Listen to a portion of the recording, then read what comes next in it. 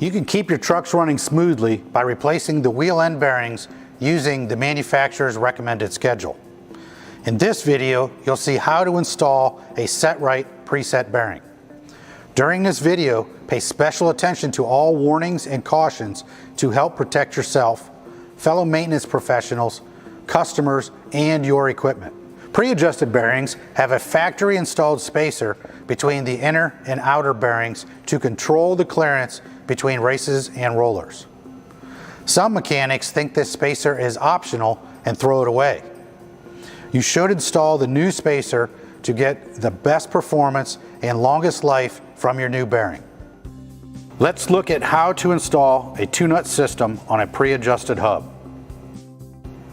For drive and trailer hubs, install this bearing spacer, making sure the small end of the spacer is facing the outboard side of the hub. If you're installing a new bearing, use a new spacer. Wear on the old one could change its dimensions, resulting in incorrect bearing end play adjustment.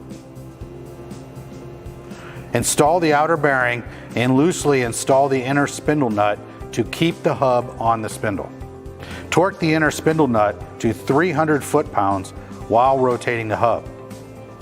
Do not back off the spindle nut. Install the lock washer, engaging the slot in the spindle and dowel pin on the adjusting nut.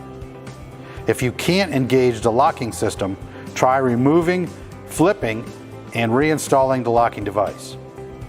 If that doesn't work, advance the nut slightly until you can engage the locking system. Install the jam nut and torque the nut to 200 foot-pounds. I'm Rick Dahman. This has been a Timken Tricks of the Trade video helping you build your service knowledge. Thanks for watching.